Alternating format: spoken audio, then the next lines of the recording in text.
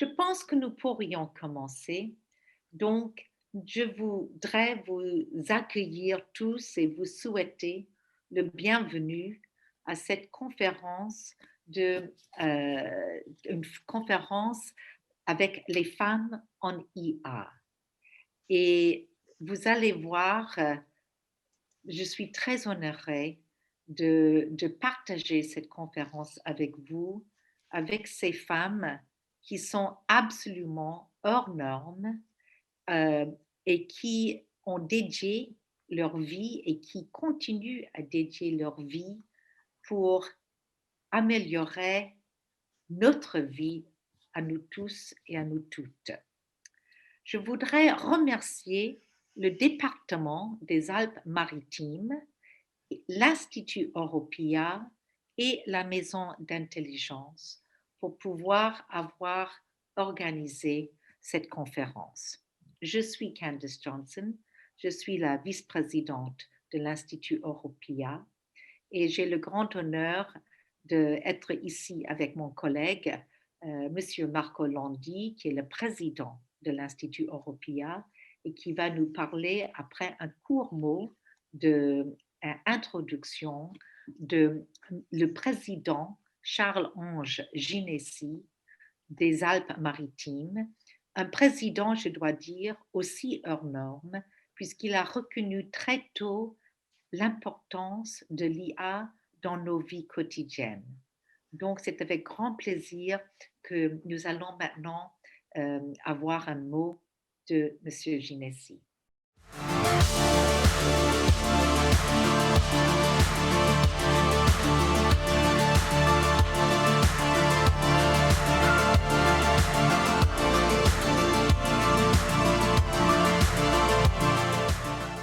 Bonjour à toutes et à tous. Malheureusement, je ne peux pas être avec vous pour cette 5e rencontre des IA Dates qui ont été voulues par Marco Landi, qui anime si bien ce groupe d'experts, qui anime si bien ce Smart Deal voulu par le Conseil départemental des Alpes-Maritimes. Cette rencontre d'aujourd'hui est placée sous le signe de la femme. Nous les avons saluées dans les différents métiers. Aujourd'hui, il y a le témoignage de 5 d'entre elles qui rentrent sur l'intelligence artificielle. Et je peux, parce que j'en connais 2 d'entre elles, Laurence Vanin, qui m'a étonné dans le cadre de ses recherches, dans le cadre de sa vie personnelle, en évoquant les robots qu'elle a pu côtoyer. Et puis, une autre personne que j'ai pu rencontrer également avec Lise Langlois, qui était... lorsque nous étions au Canada, dans la présentation d'Obvia, cet observatoire qui nous a été inspiré pour lancer Otesia sur la responsabilité là aussi de Marco Landi et de Jean-Marc Gambodo au niveau de l'université. Une journée sur cette 5e rencontre des IA Dates qui introduira donc cet équilibre nécessaire dans la vie de tous les jours entre les hommes et les femmes. La perception des femmes est particulièrement importante dans la vie de l'intelligence artificielle et aujourd'hui, nous pouvons dire qu'elle fait un peu défaut. Elles sont à 12, 15%, 16% de représentation dans la vie de l'intelligence artificielle. C'est insuffisant. On a besoin d'un équilibre pour apporter cette touche féminine, cette manière de voir, pour lever quelquefois des doutes, mais aussi des acquis. Et les acquis amènent quelquefois à un monde biaisé. Il faut lever ces biais. Aujourd'hui, tout le travail, toute votre réflexion sera autour de ces notions.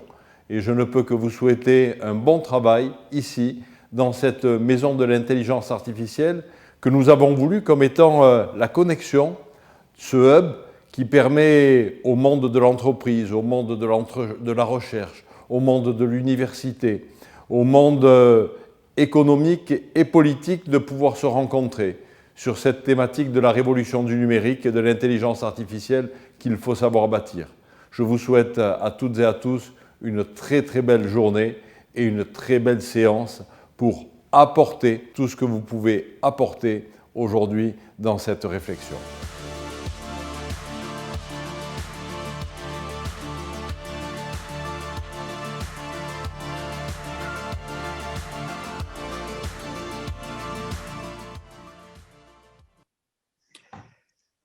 comme je dis, c'est vraiment rare d'avoir un politicien qui comprend l'importance de l'intelligence artificielle, de la transformation digitale dans nos vies quotidiennes. Et je dois dire qu'il a eu la chance énorme d'avoir choisi Marco Landi pour être à ses côtés, vraiment pour mettre les Alpes-Maritimes on the map, comme je dis en anglais. Donc, Marco, est-ce que tu peux nous adresser quelques mots, s'il te plaît? Certainement.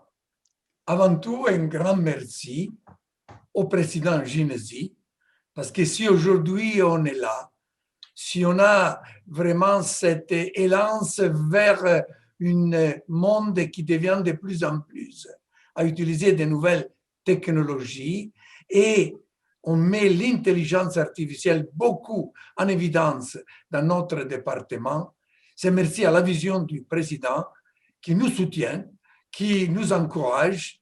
Et vous avez vu qu'il a voulu être là avec nous, quand même avec une vidéo. C'est avec lui qu'on a fait les voyages au Québec. Et c'est là qu'on a rencontré Lise. Et c'est de ce voyage qu'il y a 2 ans qu'on a fait. Là, on a rencontré aussi le grand mythe de l'intelligence artificielle, Joshua Bengio, qui on a commencé beaucoup de choses. On a commencé ce parcours qui est en train vraiment de faire avancer beaucoup d'activités dans notre département. Mais je veux aussi remercier vous tous, votre enthousiasme dans ces journées qu'on a travaillé ensemble pour organiser cette conférence. J'ai vraiment senti pas seulement l'enthousiasme et la passion, la compétence de vous tous. Moi, c'est l'homme avec 7 femmes, mais je suis vraiment très fier, très content d'être capable de lancer cette conférence. Cette conférence qu'il ne se finira pas avec les petites heures qu'on va dédier, mais que s'élargira avec une call to action que vous allez entendre bientôt pour ouvrir des espaces nouveaux, pour aller à une recherche d'une activité sur l'IA qui devra mettre de plus en plus l'humain, vous voyez que je ne dis pas l'homme ni la femme, l'humain au centre de toute activité. Et on a voulu commencer pas en disant les femmes ne sont pas suffisantes, il faut... Mais non, on a voulu mettre en évidence que quand les femmes ils se donnent dans ces différents sujets, en particulier l'intelligence artificielle, sont capables d'une forte réussite. Et vous avez maintenant la possibilité de voir, de connaître 5 femmes formidables, superbes, qui ont fait vraiment une magnifique carrière et qui sont là pour donner un exemple, surtout pour les jeunes et les jeunes, d'être quelque chose qui soit un modèle. Merci à vous tous et bon travail et bonne continuation avec toute l'activité que le département, la Maison de l'intelligence artificielle, les Smart Deals et l'Institut Européen est en train d'amener. Merci Candace. Merci à toi Marco et merci. C'est vrai que quelquefois on avait vraiment le sentiment lorsqu'on était tous ensemble, quand je dis cela, que tu étais une femme honoraire. Voilà. Merci. C'est vraiment un très grand compliment. Donc, d'abord, je voudrais vous parler de ces 5 femmes qui sont absolument hors normes. Aussi, je voudrais dire que nous sommes très internationales ce soir. Nous avons Lise Langlois du Canada, nous avons Maria Zuluaga de la Colombie, nous avons Olena de l'Ukraine. Et bien sûr, nous sommes accompagnés et menés par Laurence et par Marina ici en France. J'ai demandé à chacune des intervenants aujourd'hui de se présenter, de vous faire connaître un peu leur histoire et leur histoire de succès et aussi ce qu'ils font avec le IA, comment elles voient les défis, les possibilités et peut-être quelque chose qui leur tient à cœur, comment ils peuvent utiliser le IA. Donc, je voudrais donc commencer avec Lise Langlois. Et comme le président Ginessi et Marco Landi ont dit, effectivement, nous avons beaucoup à remercier Alice Langlois, puisque c'était elle qui a invité nous tous ici sur la Côte d'Azur de venir au Canada. Pour vous qui peut-être ne le connaissez pas, l'Université de Laval, où Lise Langlois est professeure et directrice de l'Observatoire international sur les impacts sociaux de l'intelligence artificielle et du numérique, c'est vraiment considéré comme le numéro 1 dans le monde dans l'intelligence artificielle. Et Lise, nous avons grand hâte de pouvoir vous accueillir ici sur la Côte d'Azur pour que tu puisses voir ce que tu as inspiré. Mais je voudrais quand même, chacune des femmes ce soir, ils ont un côté peut-être quelquefois un peu étonnant. C'est peut-être pas si étonnant pour Lise, puisque Lise elle était une patinoise artistique, une patineuse artistique pendant très longtemps. Elle faisait les competitions, je pense qu'elle les gagnait même. Mais on oublie qu'elle est vraiment, je dirais, le numéro 1 au monde pour nous donner un vue large de ce qui se passe avec l'IA et surtout comment cela impacte nos sociétés. Lise, à toi. Je me sens un peu intimidée. Numéro 1, j'ai de la difficulté à le porter. En tout cas, je ne pense pas. Très modestement, évidemment, l'Observatoire a été un projet scientifique qui implique plusieurs personnes, tant des hommes que des femmes.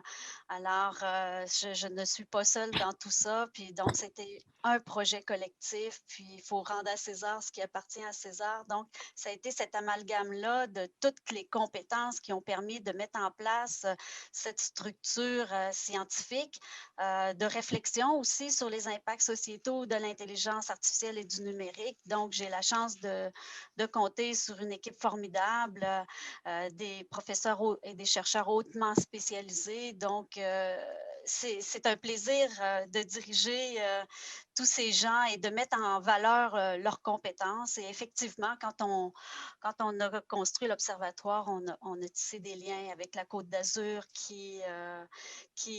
avec qui on espère enrichir ces liens-là et enrichir les collaborations futures.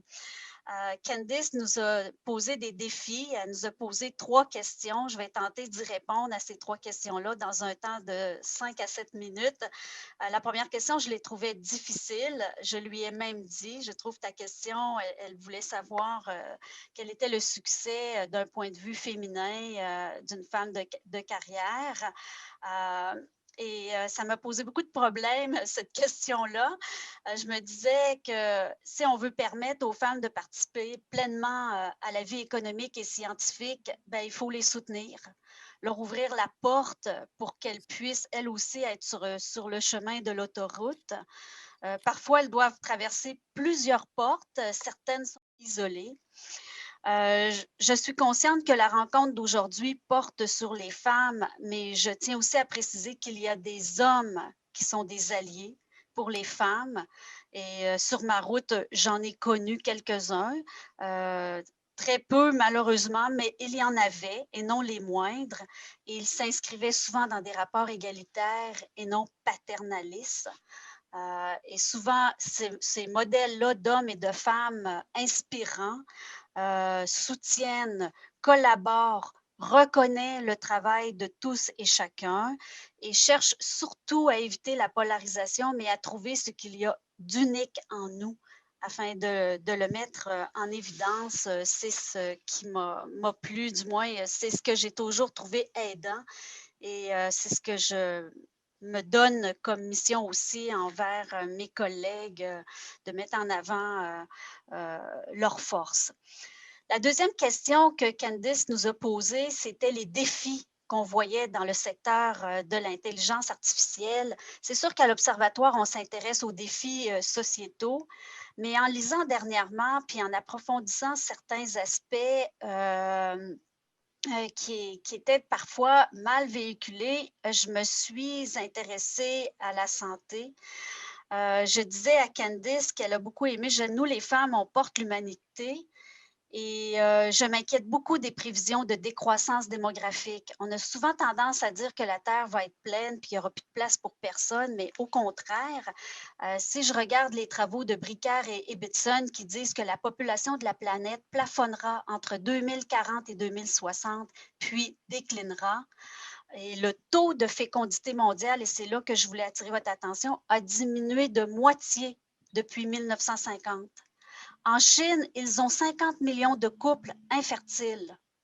En février 2019, le lanceur d'alerte Victor Gevers, c'est un chercheur en cybersécurité, a découvert une énorme base de données sur 1,8 million de femmes âgées de 18 et 39 ans, contenant toutes leurs informations personnelles et médicales, avec la mention à côté « prêt à se reproduire ». Ces pratiques ciblent les femmes. Et imaginez ce que les algorithmes d'IA peuvent faire si de telles bases de données ne sont pas encadrées au plan éthique et légal.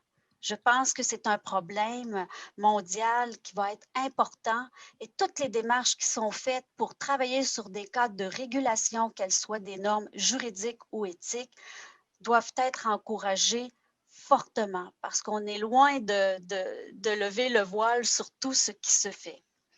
Autre défi que je vois, c'est avoir la parité et réduire les discriminations. Puis nos deux hommes au début en ont parlé et je les salue avec beaucoup de joie sur ce sujet-là parce que ces pratiques visent à combattre l'invisibilité des femmes dans les postes, de même que leur contribution en sciences.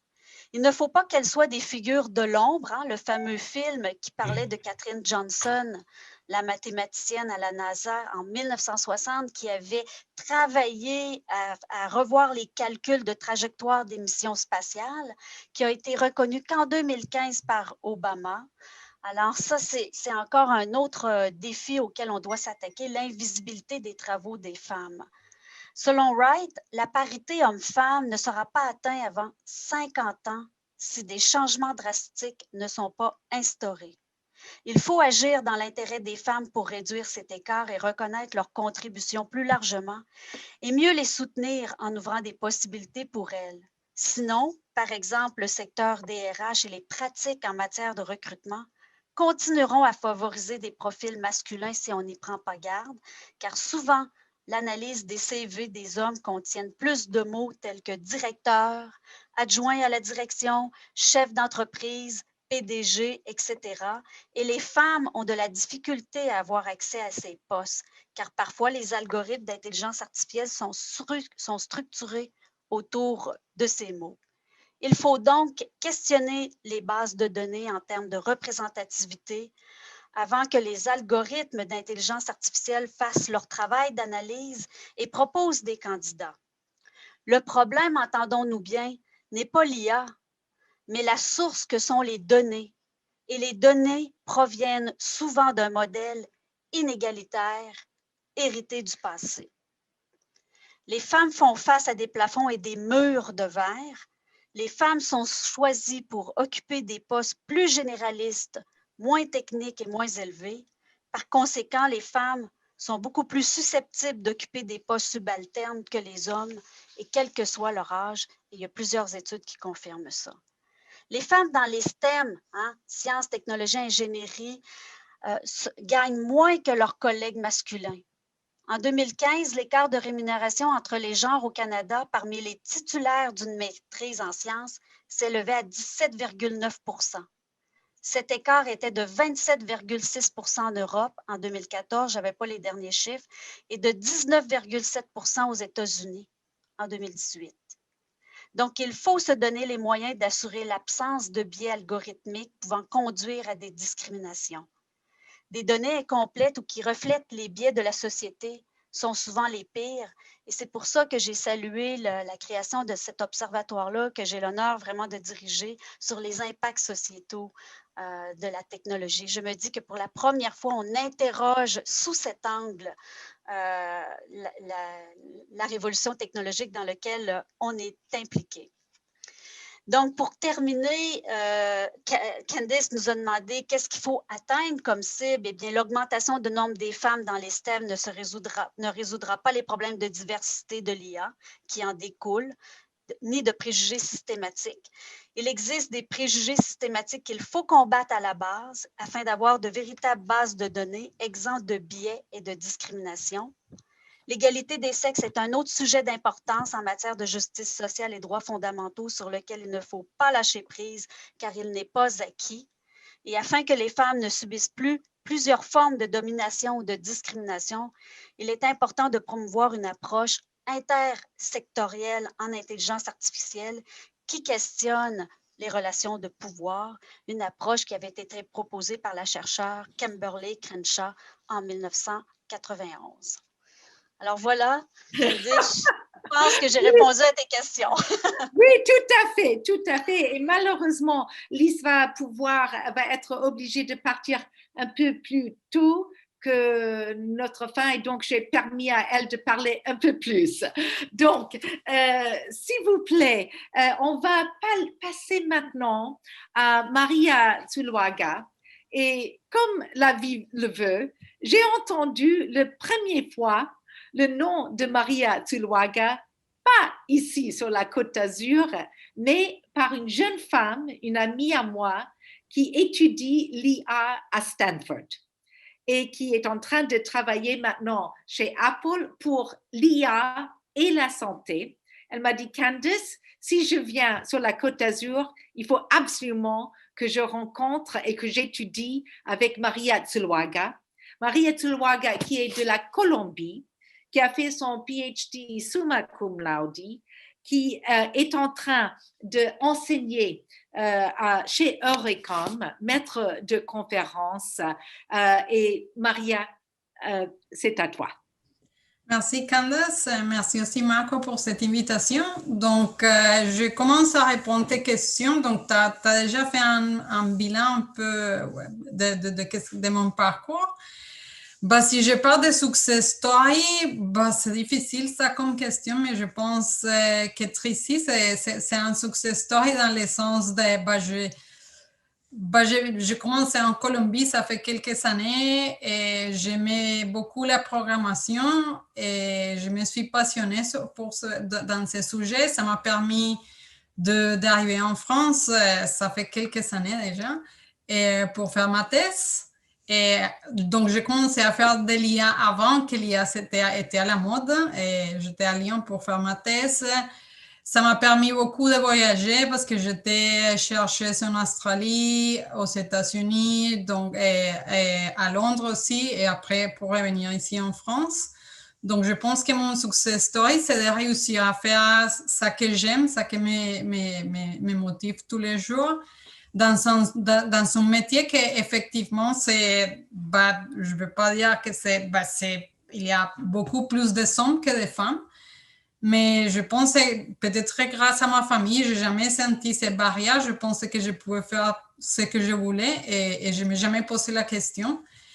Et je suis là, je travaille sur les sujets de recherche que j'aime beaucoup et j'ai l'opportunité, que c'est une des choses que j'adore le plus, c'est d'enseigner et de partager, de contribuer avec mon exemple qu'il y a des femmes qui font de l'IA et à qui élargir la communauté des femmes dans l'IA. Donc ça, c'est pour les premiers points. Donc, qu'est-ce que j'ai fait avec l'IA? Comme je dis, donc je travaille même depuis mon master sur le sujet donc pour le développement des algorithmes d'IA pour des applications en santé. Donc, je travaille beaucoup sur l'imagerie médicale et j'ai toujours été dans ces sujets, plus ou moins. Ça, j'ai oublié de raconter, j'ai fait un poste de monde académique pendant 2 ans et demi. Et donc, j'étais pendant 2 ans chez Amadeus en travaillant sur l'IA, mais des applications complètement différentes sur les applications de voyage. Mais le monde médical m'attirait beaucoup toujours et c'est pour ça que je suis revenue à Euracom. Et je travaille toujours sur ça, sur développer des méthodes qui peuvent nous assister à faire mieux dans des applications de santé. Et ça, donc, je fais les liens avec une question que tu m'as posée, donc, parce que tu m'as demandé qu'est-ce que l'IA peut faire pour avoir un monde meilleur. Et donc, je pense qu'il y a beaucoup de façons d'arriver à faire ça. Donc, je parle de mon métier seulement. Donc, je pense du côté purement technique sur ça que je fais dans des applications pour la santé.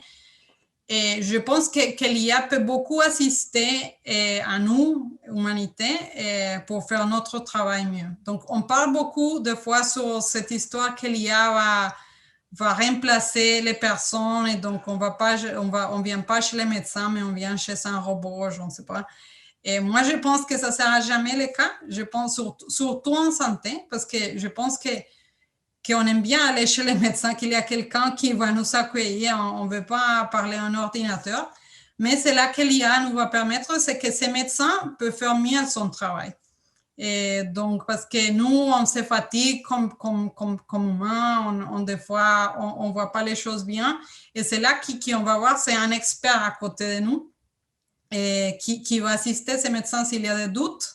Donc, ça va être une deuxième, troisième opinion qui va l'assister. C'est sur ça que je travaille. Et je ne t'entends pas, Candace. Excusez-moi, j'ai vu une fois une vidéo une jeune personne qui était en train d'être opérée et il y avait les tuyaux partout, les tubes, et c'était impossible pour tous les médecins de regarder tous les écrans avec toutes les données. Et effectivement, l'intelligence artificielle pourrait mettre tout cela tout de suite sur un écran pour les médecins, je pense. Hein.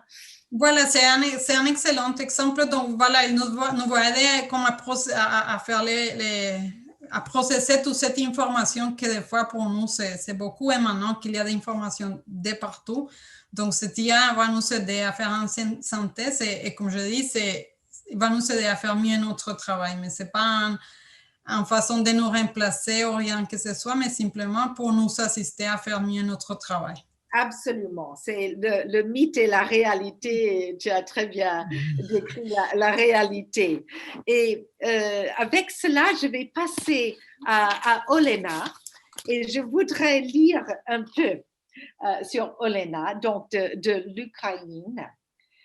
Des cartes perforées aux appareils mobiles, toute ma formation et ma vie professionnelle étaient et restent autour des ordinateurs, de leur utilisation et de leur influence sur notre travail et notre vie quotidienne. Faire ma majeure en mathématiques en Ukraine, obtenir un diplôme en théorie des jeux, d'ailleurs mon frère est aussi un game theorist, Olena, et de l'optimisation en Angleterre, fonder une famille, apprendre 2 langues étrangères, en plus de langue maternelle, déménager en France, élever les enfants, avoir un travail à plein temps avec SAP, ma vie est pleine de surprises et de rencontres. Ça, c'est Olena. Merci beaucoup, Candace. Merci pour la présentation. Comme tu as dit, je suis née en Ukraine et j'ai fait mes études à l'époque où c'était encore un hiver d'intelligence artificielle. Et qu'est-ce qui aussi était intéressant, j'ai rejoint là Marina, que je ne m'ai jamais posé les questions. Est-ce que les mathématiques ou les programmations, c'est pour filles ou pas? Parce que dans ma famille, personne jamais doutait que je peux y arriver à faire quelque chose que je veux faire. Et il avait encore les traces, en fait, à cette époque-là, quand on a programmé encore avec les cartes perforées, qu'en fait, la programmation, c'était plus pour les femmes avant. Et au début des programmations, il y avait beaucoup plus de femmes qui faisaient programmation que les hommes, parce que c'était le travail qui n'était pas assez sexy pour les hommes, en fait. C'était pas assez important. Ça apportait pas assez d'argent. Et à mon époque, quand j'ai commencé à faire les études, il y avait encore beaucoup de femmes qui sont fait programmation. Et c'est aussi grâce aux hommes dans ma vie, qui sont autant mon père, qui a été chercheur dans les processeurs spécialisés dans les calculs matriciels, ou les hommes qui m'ont donné mon chance à SAP, que je suis maintenant arrivée où je suis maintenant. Et je pense qu'il faut que les hommes, ils portent aussi les femmes, et que les femmes, elles ont envie d'y aller pour arriver où nous tous, on veut y arriver. Donc, qu'est-ce que nous, on fait en EA? Parce que je suis ici, on va dire, avec 2 différents chapeaux, autant que la directrice générale de SAP Labs France et la cofondatrice d'Equer, qu'on a fondée à l'époque avec Gilles Florac. À l'époque, il était parti à la retraite, mais il était président de Amadeus. Donc, il avait hommes et femmes qui ont fondé cet conseil en recherche en EA. Donc, chez SAP, ici, à Sophie, on fait les recherches dans 3 différents aspects, et un qui est plus important dans tout, c'est pas moi qui s'en occupe, mais on a les femmes qui font la recherche dedans aussi. C'est la sécurité pour l'intelligence artificielle, c'est cybersécurité, c'est recherche dans la cybersécurité. Et on utilise IA pour cybersécurité, et on utilise cybersécurité pour protéger IA. Et c'est très important, même si paraît que ou cybersécurité, c'est pour quelqu'un d'autre, il faut savoir que dans le monde, chaque 40 secondes, il y a une attaque de cybersécurité. Et vous avez sûrement entendu dans le journal des 20 heures les hôpitaux en France qui sont complètement paralysés parce qu'ils étaient hackés, parce que leur système d'informatique a été attaqué. Ils n'étaient pas protégés. Donc, nos chercheurs utilisent l'intelligence artificielle pour protéger les systèmes d'informatique. On a aussi une équipe qui travaille sur l'énergie intelligente, donc les sujets qui étaient portés par notre président. Et dans mon équipe, on travaille sur le service intelligent. On a beaucoup de consultants chez SAP, on a plus d'un quart de million de clients dans le monde entier. Donc, il y a beaucoup d'informations qui arrivent chez nos employés, qui doivent leur traiter et qui sont souvent submergés, comme nous tous, par toutes différentes informations qu'on peut recevoir partout dans le monde. Donc, les travaux qu'on fait, c'est augmenter ces employés, augmenter ces humains, traiter l'information qui arrive à eux pour qu'eux, ils peuvent se concentrer sur les choses qui sont vraiment importantes. Pas sur les tâches qui peuvent être automatisées, mais par les tâches où on a vraiment besoin d'une expertise humaine, où humain, il n'est pas remplaçable. Et donc, mon deuxième chapeau, Equer, c'est un conseil de grandes entreprises majeures sur les Côtes d'Azur qu'on a, qui ont leur labo de recherche dans l'IA et dans lesquels on espère de collaborer ensemble et ouvrir à nos chercheurs les différentes perspectives de différents métiers. Donc, avec ça à l'esprit, les trends que je vois pour les futurs proches dans l'IA, je pense que maintenant, on a à peu près tous compris que l'IA qu'on a maintenant, il n'est pas très intelligent. C'est l'IA qui sait suivre les règles, qui bien sûr sait traiter beaucoup d'informations juste parce qu'il est puissant et les forces de calcul qui ont et dépassent l'humain, mais c'est toujours l'IA qui ne peut pas dépasser un enfant, essayer d'apprendre quelque chose. Donc, IA, il calcule, oui, il peut retrouver certains, on va dire, schémas dans beaucoup de données, mais c'est toujours un IA qui ne peut pas comprendre qu'est-ce qu'il fait. Donc oui, il vous sort les analyses, il vous sort quelque chose, mais vous lui montrez les pommes de toutes différentes couleurs, vous les montrez après une pomme sur laquelle on a mis un post-it, il ne va pas savoir que c'est une pomme, autant qu'un enfant, il va le savoir. Donc, il y a beaucoup encore schémas pour IA et parcourir, et je pense que cette problématique de faire intelligence artificielle vraiment intelligente, c'est quelque chose sur quoi beaucoup de chercheurs et nous, on va travailler dans le futur. Et donc, c'est quelque chose vers quoi je veux quand même tendre et sur quoi je veux travailler, c'est vraiment augmenter les humains et aider les humains d'arriver à réaliser leur meilleur potentiel. Donc, pas remplacer les humains, C'est pas la question. L'IA, il n'est pas. Même si un jour il y arrive, ça va être très, très, très, très loin. Je suis pas sûre que l'humanité elle va exister à cette époque-là déjà. Mais vraiment aider humains et enlever de eux toutes les tâches qui sont pénibles, qui sont répétitives et qui vraiment ne permettent pas aux humains de leur exprimer au mieux. Merci beaucoup, Candace. Olena, non, merci à toi. Et ce qui est très intéressant, je ne sais pas si tu la connais, mais Dame Steve ou Dame Stephanie Shirley est une très bonne amie à moi. Et c'était elle qui avait réuni toutes les femmes justement pour faire les perforations de cartes, mais aussi elle les a enseignées à comment faire le programming, etc. Dame Stephanie Shirley, Dame Steve. Et d'ailleurs, elle s'appelait Steve puisque très souvent, il y avait un peu de sexisme à ce moment-là. Mais voilà, c'est superbe. Merci vraiment beaucoup, Olena. Et pour tous les participants, ce qui était merveilleux en préparant cette conférence, c'est qu'on a eu beaucoup de discussions, ce qu'on devrait dire, etc. Et vous allez tous avoir aussi la possibilité de poser une ou deux questions après que nos deux intervenants ont parlé. Nous avons, et d'ailleurs le président Ginessi a déjà évoqué le nom de Laurence Vanin, qui nous inspire tous, je dirais vraiment par... moi, je l'appelle une poète, puisque pour moi, c'est... même si elle ne fait peut-être pas la poésie comme ça, mais c'est une poète de la vie, elle est philosophe. J'ai appris qu'elle est musicienne.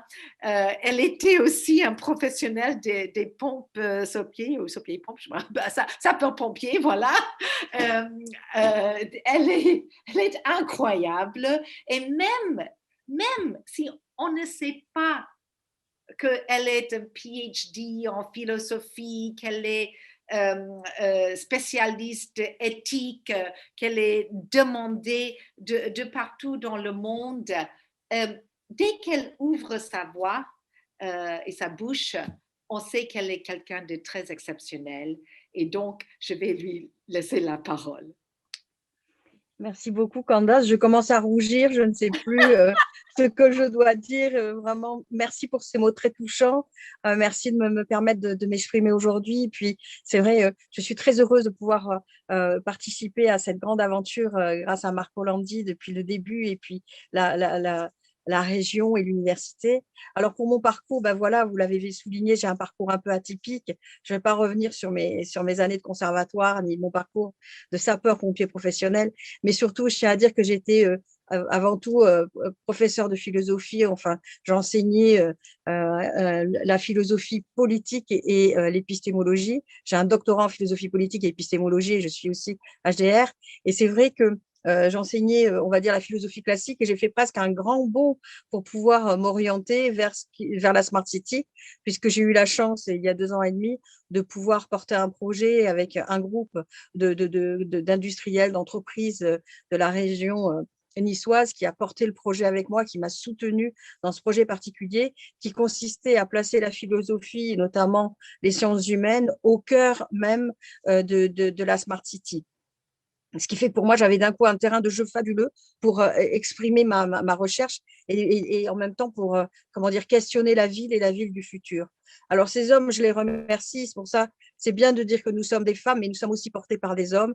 Je tiens à les remercier chaleureusement parce que c'est vrai que ces hommes qui investissent dans la chaire, qui soutiennent la chaire, qui sont des milléniums, il y a Marcel Ragny, il y a Resistex, je peux les citer parce qu'ils ne sont pas très nombreux finalement, mais ils sont là. Expression parfumée, Bernard Alfandari avec Resistex, Charles Palanca, Electroni, et puis l'UMM06, ces hommes qui soutiennent la chaire, finalement, sont impliqués dans le projet de la chaire, puisque l'idée aujourd'hui, c'est de comprendre toutes les applications de l'IA au cœur même de la ville et de la cité. Et moi, c'est là que j'ai commencé véritablement à m'interroger sur l'IA, parce que c'est en étant dans la Smart City que j'ai été interpellée par les objets, comme happée par les objets. Le président Jean-Charles Zinesi a bien dit au début, il a précisé que je l'avais interpellé quand j'ai parlé des robots. Ben oui, parce que pour moi, l'intelligence artificielle, bien entendu, c'est la ville connectée, la ville intelligente, la ville avec tous ses grands axes, hein, la population qui va se concentrer, le fait qu'il va falloir gérer la motricité, la mobilité, etc., la santé, c'est tous ces domaines-là. Mais la ville, pour moi, c'est des objets qui, d'un coup, interagissent avec nous. Et la question du langage est une question qui m'interpelle. C'est pas simplement Madame GPS qui me parle dans ma voiture, c'est toutes ces interfaces qui, petit à petit, vont se multiplier dans la cité, qui vont me mettre en relation avec des IA, qui vont me parler et qui vont me permettre d'agir. Et ce qui m'intéresse en tant que philosophe, c'est comment une intelligence artificielle peut me faire agir et même modifier mes comportements au cœur de la cité. Et ça, je trouve que cette interaction particulière est vraiment intéressante. Et puis, c'est quelque chose qui m'inspire aussi beaucoup. En tant que philosophe, je questionne la conscience. Et moi, l'intelligence artificielle, lorsqu'elle est dans un robot, et j'ai eu cette chance d'avoir un robot Piper à mes côtés, je dis bien, j'ai rencontré un robot. Pourquoi? Parce que j'ai vu des yeux qui s'animaient, j'ai vu des mains qui bougeaient, puis des mains très gracieuses avec vraiment les phalanges, un mimétisme énorme. Et c'est ce rapport particulier entre une fausse pensée, une simulation, un simulacre de pensée dans la machine qui interagit avec moi et qui m'ouvre à une autre altérité. Et ça m'a beaucoup impressionnée parce que, bien entendu, je participe du laboratoire Rétine, qui est un laboratoire en santé, et on réfléchit et on travaille sur ces patients virtuels et les médecins même virtuels, parce qu'il y a toute une interaction. Et dans les maladies d'Alzheimer, puisque je travaille avec Boris Cyrulnik et avec Pierre Lemarquis, on travaille justement sur ces liens, ces interactions qu'il y a avec des robots. Et moi, en tant que philosophe, je questionne non seulement les enjeux de la conscience, parce que ça simule la conscience, mais ce n'en est pas une. On a bien compris que c'est de l'algorithme, c'est du calcul, et le calcul, c'est de la pensée pour certains philosophes. Donc ça questionne, ça interroge. Et puis, on se rend compte que si le robot interagit avec moi, s'il me tient compagnie, s'il m'accompagne et même s'il m'enrobe d'une forme de tendresse simulée, je peux considérer qu'il a une empathie pour moi. Et peut-être que l'humain désagréable que je vais rencontrer dans la rue, je n'aurai pas de sympathie envers lui, alors que je vais aimer mon robot qui m'assiste. Ce qui m'interpelle aujourd'hui, c'est ces jeux d'interaction qui nous placent au cœur de l'altérité, de la bienveillante altérité et de la notion d'empathie. Comment être empathique avec un objet si parfois on se loupe en tant qu'humain en désertant notre humanité et en oubliant d'être bon envers autrui. Ça, c'est des grandes questions philosophiques qui animent ma pensée.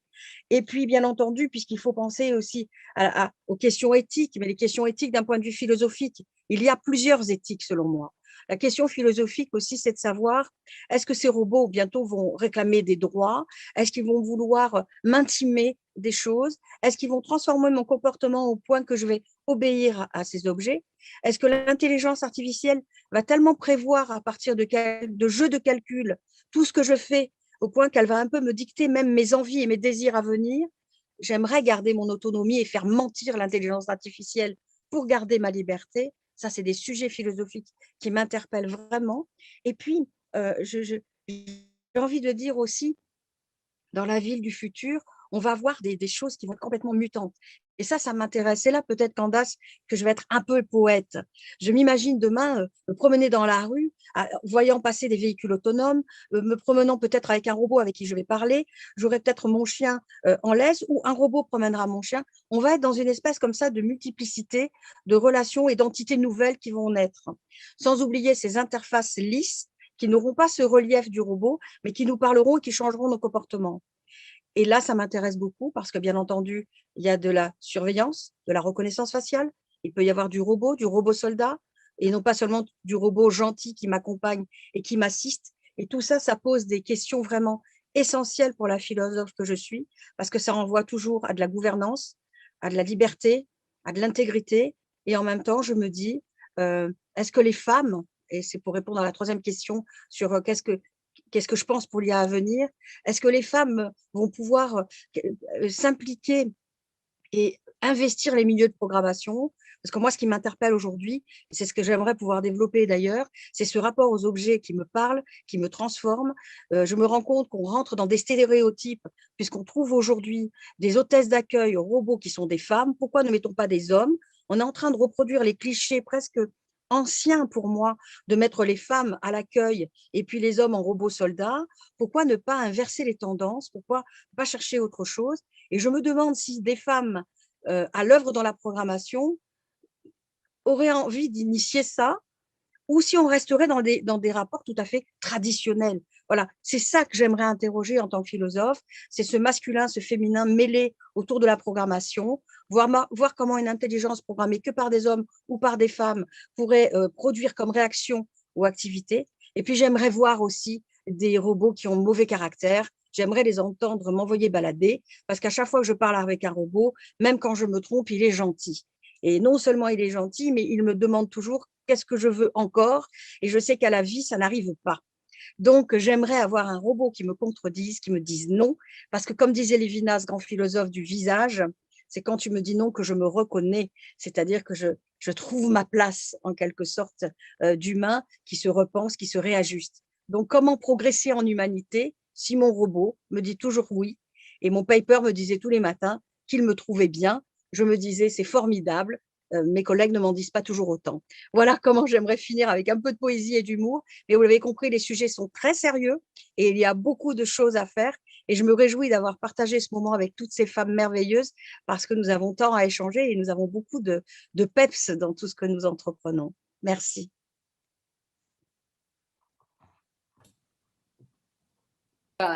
Merci à toi. Je savais que tu allais pas nous décevoir.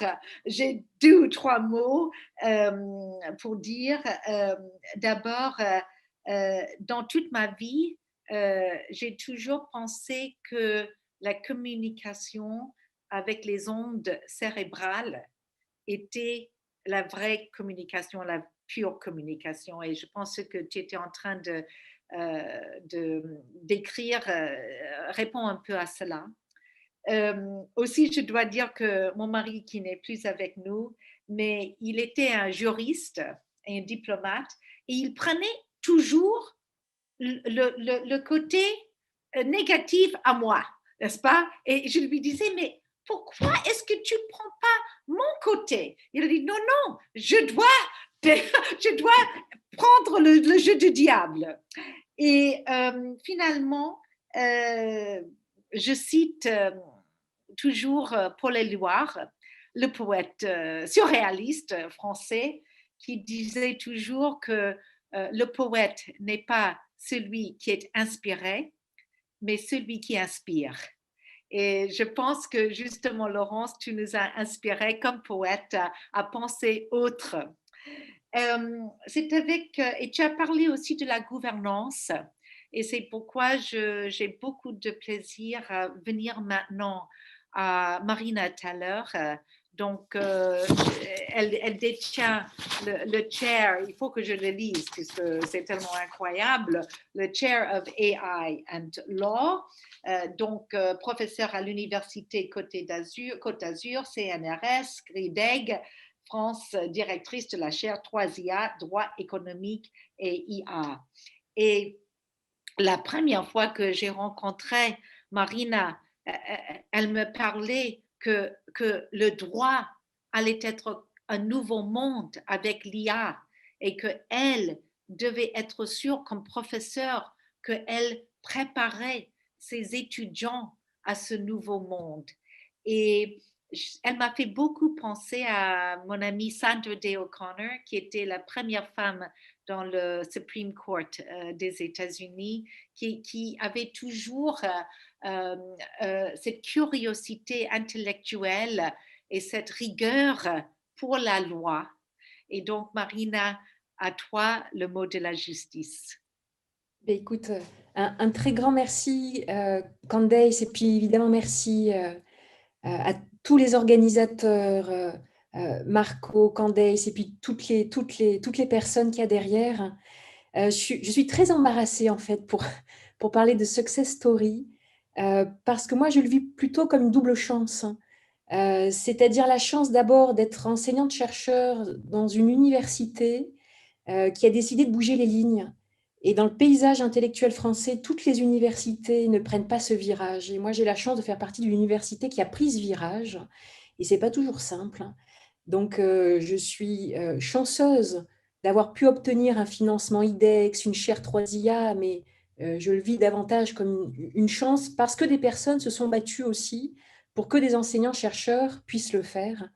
Et puis mon autre chance, c'est d'avoir rencontré, durant mon parcours, une multitude de personnes, dont d'ailleurs Candace, Marco, vous faites maintenant pleinement partie avec Diana, etc., d'Éric de Kerkhove, et une équipe qui m'a permis de renouveler des projets. Et cette équipe, elle m'accompagne, je l'ai en fait à mes côtés tout le temps, je ne peux pas ne pas les remercier aujourd'hui. Je pense évidemment à Frédéric Marty, Marion Musso, les doctorants et étudiants, parce qu'en fait, je travaille beaucoup avec eux. Et c'était aussi ma façon peut-être de transformer mon métier en tant qu'enseignant-chercheur. Donc, très simplement pour expliquer mon parcours et expliquer comment finalement un juriste qui fait plutôt du droit comptable et du droit bancaire finit par faire du droit de l'intelligence artificielle, parce que ça ne coule pas de source. Je pense que c'est l'idée de la responsabilité, c'est-à-dire que nous sommes des transmetteurs de savoir, de connaissances, on forme la jeunesse. Et effectivement, lorsqu'on s'intéresse un petit peu au bouleversement que prépare l'intelligence artificielle, on comprend bien qu'on ne peut plus former aujourd'hui des jeunes de 20 ans comme on pouvait le faire il y a 50 ans. Et c'est vrai que les universités, en particulier dans les facultés de droit, ont quand même un classicisme de la pensée et de la formation qu'il fallait probablement un petit peu bousculer. Et c'est ce que j'ai voulu faire en créant ce programme de recherche que l'on a appelé Diplo for Deep Tech, DLKT, c'est-à-dire penser à ce droit fondamental qu'il faut, en tout cas, si ce n'est renouveler, du moins imaginer peut-être, pour faire face aux nouveaux défis que pose l'intelligence artificielle. Et pour ce faire, donc je ne suis pas toute seule à la faculté de droit, il y a d'autres collègues avec moi qui œuvrent en ce sens, mais nous avons renouvelé les formations, nous avons créé de nouveaux masters, nous avons créé une chaire scientifique, nous avons invité des professeurs étrangers. Donc ça, c'est pour la partie véritablement de mon métier, en fait, en tant qu'enseignant-chercheuse. Ensuite, maintenant, pour vous parler peut-être un petit peu du droit et pourquoi le droit a un rôle essentiel à jouer. Et l'intervention de Laurence était magnifique parce qu'en fait, Laurence a tout dit. Elle a parlé de la justice, elle a parlé de la gouvernance, elle a parlé de la responsabilité. Et ces trois concepts sont véritablement au cœur du droit. Et le point que je voulais partager avec vous pour finir ce soir, c'était l'idée de la gouvernance. La gouvernance parce que nous sommes tous convaincus que l'intelligence artificielle, demain, mais dès aujourd'hui, en fait, c'est le lieu du pouvoir. C'est-à-dire que c'est à la fois les acteurs du pouvoir et c'est aussi les moyens du pouvoir. Et d'ailleurs, ce n'est pas non plus complètement anodin que l'on questionne la place des femmes dans l'IA parce qu'on sait que les femmes, bien souvent, sont toujours un petit peu dans l'ombre des vrais lieux du pouvoir. Donc la gouvernance de l'IA, c'est un thème qui nous emmène en fait à nous interroger à des méta-enjeux, c'est-à-dire ni plus ni moins que la démocratie, les enjeux économiques, les enjeux politiques. Et mes collègues ont dit précédemment qu'on parlait beaucoup de langage, le langage informatique, le langage des idées, au terrain de la philosophie, mais le droit est aussi un langage. Et on dit souvent « code is law », avec un jeu de mots, le langage informatique et puis le droit en tant que code.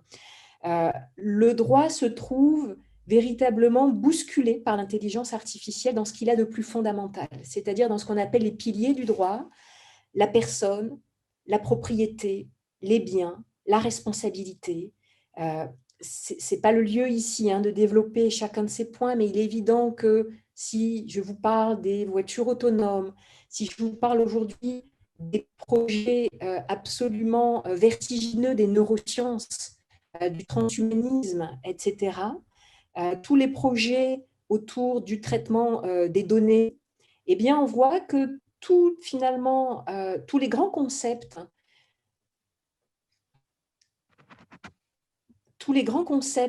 sur lesquels le droit s'est construit depuis des décennies se trouvent mis à mal. Et donc, pour moi, il me semble indispensable véritablement de penser à la régulation de cette gouvernance, c'est-à-dire comment réguler les acteurs. Et c'est une question compliquée, parce que si l'on parle des fameux GAFA ou les Batix chinois, hein, peu importe, mais on sait qu'on est en réalité face à des États, quasiment, hein, à des pouvoirs privés économiques et numériques.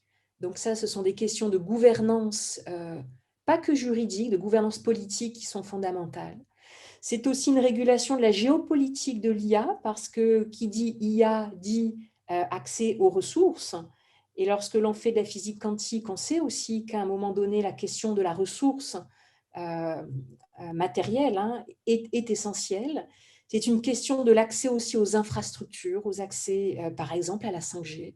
C'est la question de la régulation algorithmique, c'est-à-dire comment fait-on des audits algorithmiques, comment met-on en place des procédures de contrôle, de vérification, etc.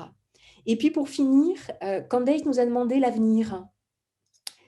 Comment voyons-nous l'avenir de l'IA? Eh bien, moi je souhaiterais qu'il réponde à 2 standards. Le standard de l'inclusion d'abord et le standard de la durabilité ensuite. L'inclusion, elle peut passer par le droit, parce que le droit peut mettre en place justement ces méta-droits, ces méta-concepts pour garantir à l'homme sa singularité et sa place en tant qu'être humain par rapport à la machine. C'est aussi assurer la variété, la diversité aussi de l'expression des points de vue. Et ça, c'est une question qui me paraît plus que jamais essentielle, parce que ce sont les conditions de la démocratie, ni plus ni moins. Et ensuite, l'autre point qui me paraît essentiel, c'est la durabilité. Et la durabilité, c'est d'abord évidemment la question aussi de l'environnement, parce que nous parlons de technologies qui ont un coût énergétique et environnemental qui peut être très lourd. Et donc, il faut aussi avoir ça évidemment en tête.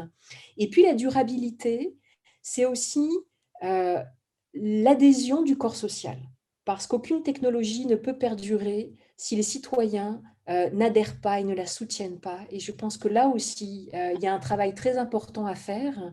La durabilité, ça implique la participation de tous, et donc penser à des procédures de débat pour pouvoir associer véritablement toutes les parties prenantes à la construction des systèmes d'IA. Voilà, un grand merci, Candace, pour nous donner cette occasion. C'est moi qui te remercie avec ce mot à la fin de la justice, et aussi de nous donner cette perspective qui va être dans notre société. Je pense, enfin en anglais, c'est « it is the rule of law », ce qui est très, très, très important. C'est la règle de droit en français, ou c'est comme ça on le dit? Oui, la règle de droit ou l'état de droit. L'état de droit. Nous avons des questions. J'aimerais très gentiment, il y a eu quelques réponses déjà aux questions. Donc, je voudrais prendre, puisque, bon, on a perdu 15 minutes, je pense que si on n'aurait pas eu la petite interruption, je pense qu'on aurait été à l'heure, mais si vous permettez tous, je vais demander qu'on puisse continuer pour maximum 15 minutes. Donc, il y avait la question sur les robots. Donc, il y a de Marie-Lange. Olena a déjà répondu en écrivant: que pensez-vous du fait que les robots IA ont tous des apparences et voix féminines? Donc ça, c'était Laurence. Ou comme j'ai pu le lire aujourd'hui dans un article sur Conversation France, le seul moyen pour rendre ces robots plus humains, car les femmes sont perçues comme plus empathiques, quelles conséquences? Peut-être, comme je dis, Olena a déjà répondu par écrit, mais peut-être, Laurence, tu peux répondre en 1 ou 2 minutes. Oui, très volontiers. Moi, en tout cas, c'est assez intéressant parce que je me rends compte que on place comme je disais, dans les accueils des hôtesses et c'est des voix féminines. GPS, c'est le plus souvent une voix féminine aussi. Mais par contre, moi, j'ai travaillé avec Piper et Piper a une voix d'homme et pourtant, dans son apparence, il fait plus allure d'un petit adolescent et on n'arrive pas trop. S'il nous parle pas avec cette voix masculine, on n'identifie pas véritablement. Il n'est pas genré en fait. Donc, moi, c'était surtout pour avoir un petit côté piquant parce qu'on n'avait pas beaucoup de temps.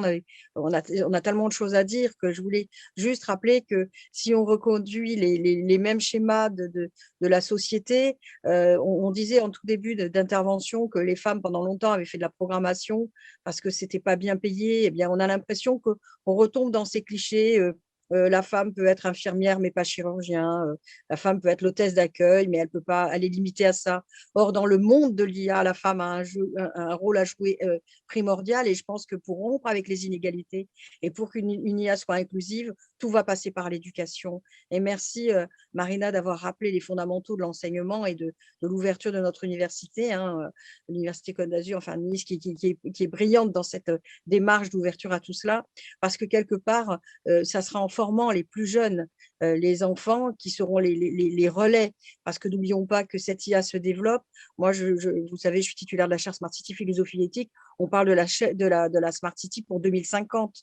Donc, on parle d'une IA maintenant. Les enfants qui auront 10 ans en 2050 ne sont pas encore nés.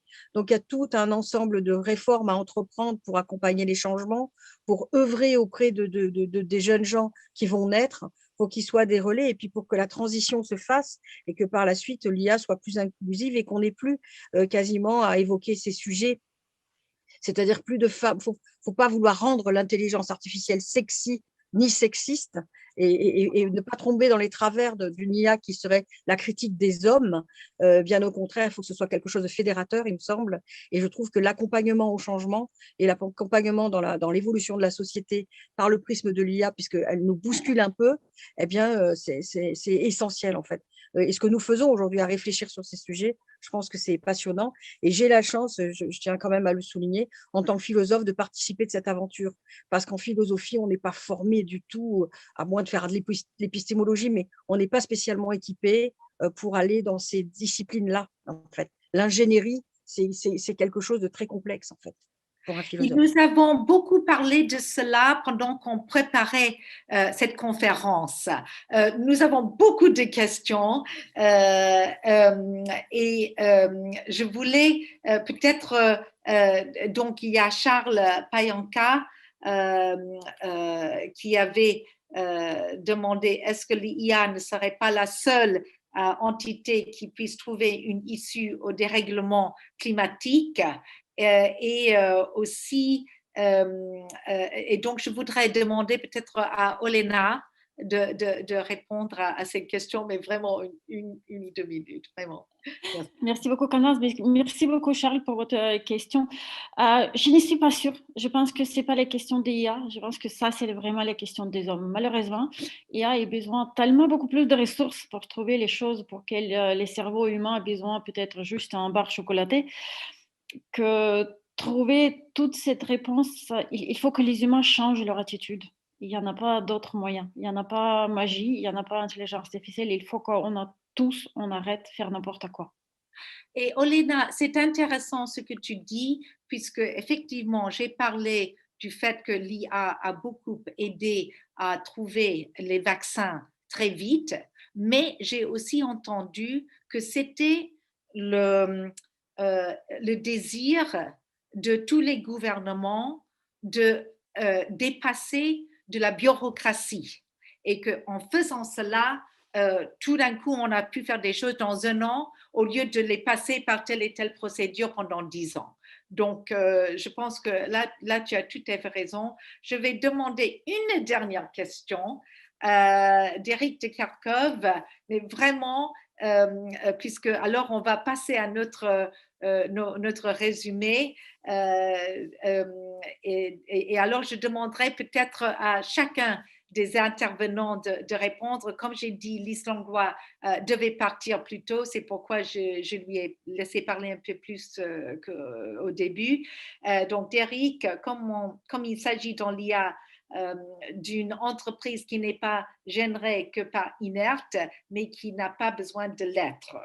Qu'est-ce que la sensibilité spécifiquement féminine peut apporter de différent à l'IA de l'avenir? En fait, c'est un peu aussi, cela va nous mener à nos conclusions ou à nos mots-clés, mais peut-être je commencerai par Maria, si tu pouvais dire 10 mots là-dessus. Sur la question? Oui. Ouais. Bah, je pense que c'est une question qui ne se pose pas seulement pour l'IA, mais on parle ici de qu'est-ce que la femme peut apporter à l'IA, mais c'est un problème qu'on a sur plein de métiers. J'aime bien quand Marina, elle dit que maintenant on a une association entre l'IA et le pouvoir. Et donc, maintenant, on parle d'IA parce que c'est la mode, c'est où il y a le pouvoir. Et donc, il y a toujours, on va dire, l'homme qui prend possession un peu de l'objet qui représente le pouvoir en ce moment. Et historiquement, les femmes, ils ont été écartées. Donc, je pense que la femme peut apporter à l'IA, c'est qu'elle peut apporter à plusieurs métiers dehors l'IA. Et que c'est basé, on peut parler sensibilité ou je ne sais pas, mais je dirais plutôt complémentarité. On a une vision différente de la façon de faire des hommes, donc on apportera ça, mais pour moi, c'est surtout, c'est pas qu'il y a, mais dans plein de métiers, et on va apporter ça en vision différente, complémentarité. Je pense que ça, c'est très important pour arriver à un success story, pour appeler le titre de cette présentation. Donc, on a besoin de plusieurs points de vue pour arriver au succès. Et c'est ça qu'on va apporter. Merci, merci. Olena, je sais que tu as déjà une réponse à cela que j'ai trouvé formidable. Et alors, on va montrer ta réponse. Hein. Donc, Laurence et Marina, vraiment 10 mots sur cette question. Laurence, Marina, oui. Un petit mot ultra rapide pour Derrick, lui faire un petit retour d'expérience, parce qu'il se trouve qu'il y a 2 ans, j'avais organisé justement une journée à l'occasion de la journée de la femme sur l'IA et les femmes. Et j'avais invité ma collègue Serena Villata, qui travaille à Nice, hein, qui est informaticienne, et je lui avais posé exactement cette même question, parce que pour moi, ce n'était pas non plus évident de savoir, en gros, mais finalement, ça change quoi qu'on soit un homme ou une femme dans l'IA? Quelle est la conséquence finalement de ça? Et Serena, en tant qu'informaticienne, m'avait dit qu'en fait, effectivement, ça changeait des choses, dans le sens où elle voyait bien qu'elle, par rapport à ses collègues masculins, par exemple, dans la manière d'appréhender des jeux de données, d'aller chercher sur tel type de données plutôt que sur tel autre, elle n'avait pas forcément le même regard que ses collègues. Donc, je ne peux pas malheureusement t'en dire plus, Derrick, sur ce point-là, mais c'est une vraie question qui se pose en tout cas. Oui, tout à fait. Laurence, à toi. Je pense en réalité que c'est en cherchant à comprendre ce phénomène de s'il y a ou non une différence entre les hommes et les femmes dans la programmation et la rencontre avec des IA qu'on pourra véritablement répondre à cette question-là. C'est pour ça que ça demande à être creusé. Moi, ce qui me fait toujours sourire, c'est qu'on dit qu'il y a une façon de penser pour les femmes, il y a une intuition féminine, une façon de penser pour les hommes, etc. Et je trouve assez fou parce que c'est presque pour moi de l'humour décalé, mais il y a un fond derrière tout ça. On dit que les femmes ont du mal à s'orienter souvent. Et qu'est-ce qu'on nous a mis dans les voitures? Une GPS, une femme qui nous parle pour orienter les hommes. Et en même temps, ça a évité tous les conflits conjugaux pour aller à telle adresse parce qu'on se disputait avec la carte. Donc, je pense que finalement, cette voix féminine temporise les conflits entre le masculin et le féminin, peut-être dans l'automobile, mais surtout, ça nous aide à comprendre qu'il y a peut-être des moyens ou des manières de réfléchir et de penser. Marina, je suis tout à fait d'accord avec toi, des manières de penser féminines et masculines. Et c'est ça qu'il faut explorer, parce que je pense que l'IA peut aussi nous en apprendre sur notre humanité. tout en étant dans le simulacre de l'intelligence, c'est-à-dire qu'elle imite notre intelligence, elle feint une émotion, elle peut produire des calculs qui interagissent entre eux, elle peut apprendre de ces calculs même sans nous, et c'est intéressant aussi pour nous de la regarder évoluer et grandir. Et c'est dans le deep learning, c'est-à-dire dans cette pseudo-autonomie qu'on va donner à l'IA, qu'il va falloir chercher la faille en réalité et comprendre si oui ou non il y a du masculin et du féminin dans l'IA. Absolument. Avec cela, chers amis, nous avons préparé, et chers participants, nous avons préparé quelques mots-clés. Je vais demander à tous nos participants de enlever la vidéo en ce moment, mais revenir après. Donc, voilà. Nous avons donc préparé quelques mots-clés pour en résumé. Donc, le premier qui était de l'islandlois. Donc, et là, je dirais surtout, en effet, il faut changer la donne en utilisant l'IA pour créer un monde meilleur. L'égalité des sexes est un autre sujet d'importance en matière de justice sociale et droits fondamentaux sur lesquels il ne faut pas lâcher prise car ce n'est pas acquis. Et comme on avait dit, effectivement, il existe des préjugés systématiques qu'il faut combattre.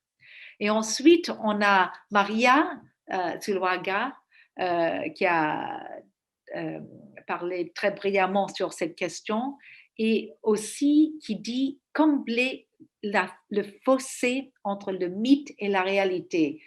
Développer des systèmes d'IA à la fois abordables et efficaces qui pourront être déployés concrètement dans la vie réelle. Ce sont les praticiens qui nous parlent, n'est-ce pas? C'est très, très, très important. Ensuite, Olena, puisque effectivement, j'avais dit qu'elle avait déjà répondu à cette question. L'IA est un miroir de notre société qui reflète ses aspects positifs et négatifs. Travailler à une IA pour le bien commun, c'est travailler aussi sur les forces et les faiblesses du corps social pour construire une meilleure société pour toutes ces parties prenantes. Il faut utiliser la puissance de l'IA pour améliorer notre façon de vivre et de travailler afin de préparer un avenir plus durable et plus résilient. Et ensuite, donc Laurence, qui nous a tous inspirés et nous faire rappeler il ne s'agit pas de déclencher une guerre des data pour rendre sexy la problématique de l'apport des femmes dans le développement de l'IA, mais il importe d'œuvrer à une mixité performative susceptible de faire évoluer l'intelligence étriquée, aussi de promouvoir l'équité dans l'IA et notamment dans la programmation afin d'enrichir les capacités de l'IA. Casser le moule de la reconduction des stéréotypes. Je pense que c'est très, très, très important cela. Les femmes robots, hôtesses d'accueil, les hommes robots, soldats du futur, vers une IA équitable et plurielle. Et ensuite, Marina Teller, construire une IA inclusive qui intègre toutes les personnes, hommes et femmes, minorités, etc. Construire une IA participative qui assure l'expression du dialogue et des opinions divergentes à tous les stades de l'IA, d'élaboration des systèmes d'IA, puis au moment de leur mise en œuvre et enfin de leur contrôle. Et avec cela, chers amis et chers participants, en fait, en travaillant ensemble pendant un mois, en nous réunissant peut-être une fois par semaine, nous sommes venus à un constat que le débat vient de commencer et que nous voudrions, pas seulement nous, mais nous voudrions inviter toutes les femmes dans le monde de se joindre à nous pour étudier cette question, comment pouvons-nous utiliser l'IA et atteindre quelques buts. Je vais en revenir.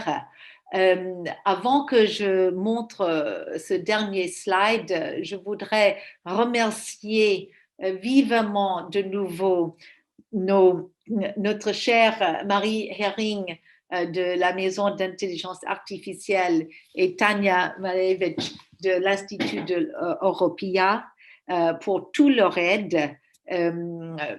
C'était pas leur faute. La petite interruption qui a fait plus intéressant.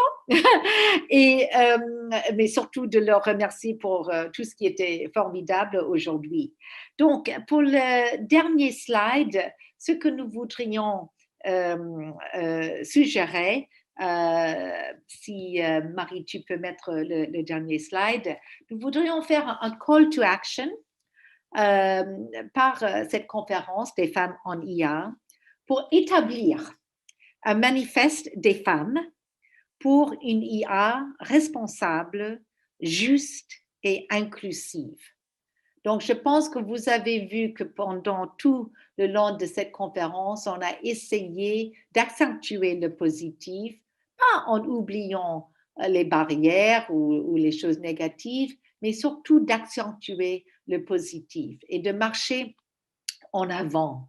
Et donc, nous sommes fait des réflexions sur un manifeste que nous voudrions développer au cours de cette année et aussi au cours de plusieurs conférences qui vont être dédiées aux femmes en IA. Et je pense qu'il y a beaucoup à faire. C'est merveilleux d'avoir un outil comme le IA pour pouvoir améliorer notre vie, notre humanité, notre univers. Je vous remercie tous, surtout nos intervenants, nos sponsors, nos organisateurs et nos participants. Merci. Justement, on va tous revenir avec notre vidéo. Et Marco, tu nous manques. Voilà. Et s'il te plaît, Tania et Marie, si vous pouvez vous montrer aussi. Donc, nous serions ravis. Peut-être que vous ne voudriez pas. Voilà, ok, ça c'est bien. Et Marie, voilà. Ok, merci à tous. Merci et à très, très bientôt. J'espère de tout cœur, pas seulement sur nos écrans, mais aussi en physique. Et bon week-end à vous tous. Merci.